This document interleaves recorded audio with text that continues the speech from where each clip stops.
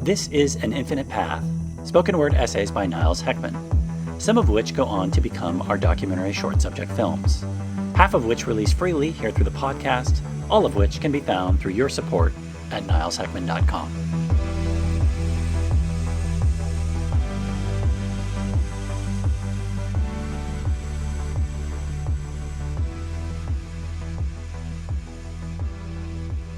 While some women and men are evolving in state of mind and what we might call state of consciousness, the majority are not. They are, in fact, de-evolving.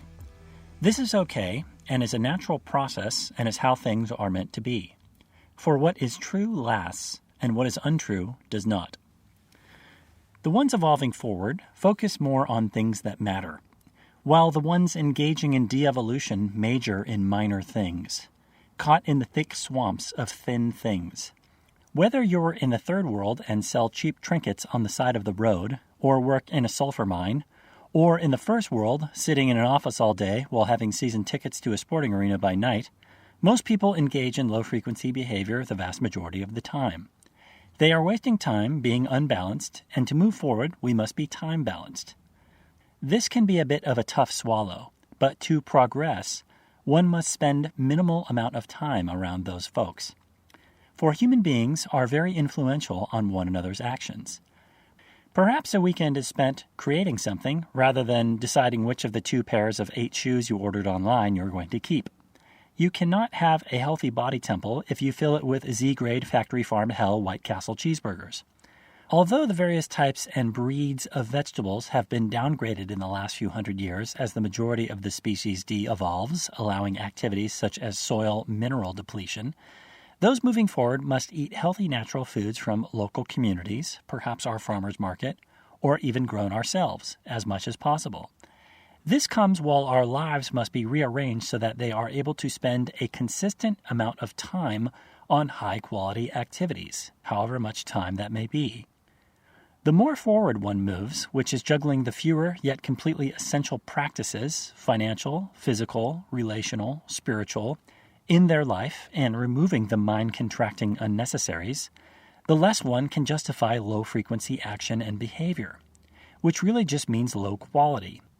For one cannot underestimate the unimportance of practically everything in industrial modernity. Before one begins their mental evolution, they can reasonably spend time with just about anyone and eat anything placed in front of them, thus justifying activities and behaviors which are quite frankly mediocre. As one's ideals and vision for themselves expands, they realize they must adjust aspects of life, such as, let's say, wasting money, because money equals time, and their time is valuable, on, let's say, things such as low-grade entertainment.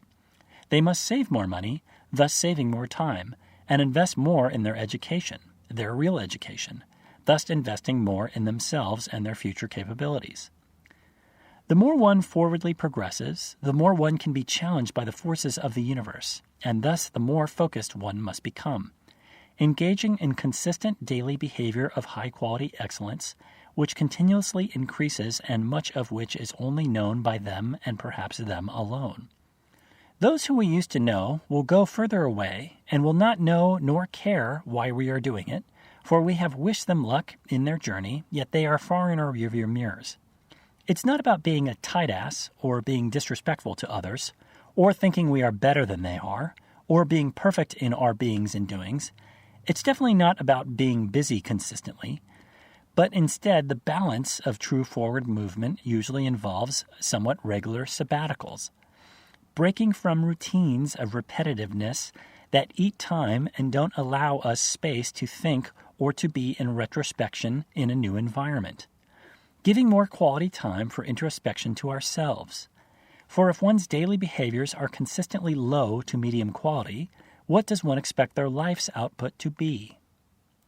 Relationships and choices must become as conscious as possible, since every area of our life has a correlation and effect on virtually every other area of our life. Hence the saying, how you do anything is how you do everything.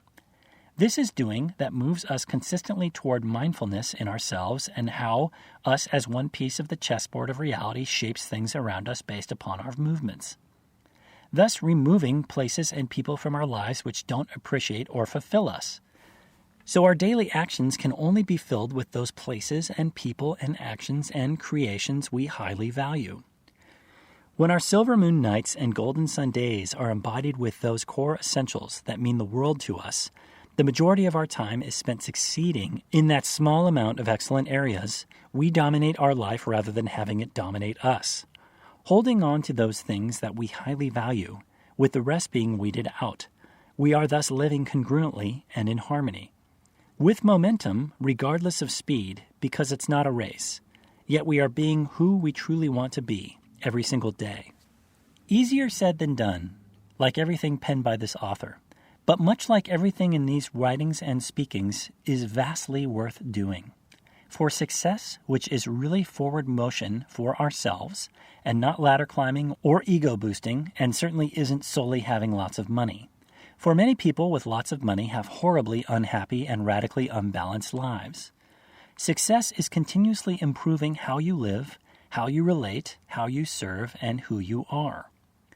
Professionally, saying no to great but irrelevant opportunities is something the de-evolvers will not do. While personally, giving up on unfulfilling habits takes time, maybe even decades. For expanding our vision and throwing previous belief systems in the trash bin takes courage. It's also certainly easy to revert back to small and mediocre thinking. So sometimes it is 2 steps forward and 1 step back with thousands more steps yet to climb. However, as we come closer to living on a daily basis with our ideals and values that resonate with our heartstrings and feel right, amazing yet subtle things begin to happen. While in between some desolate spells, these positive occurrences continue to happen in the future, giving us objective insight into our own forward progress. We have less suffering, feel happier, more fulfilled, and present with those we love. We spend that time better by pursuing dreams and ambitions which have a knock-on effect to others who they wash over, while also being more resilient during challenges due to our forward momentum and high frequency. Everything around us will reflect on that, for it is all mirror work with reflections abound.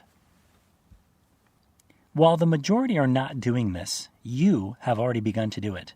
You know it and you can feel it, regardless of however small.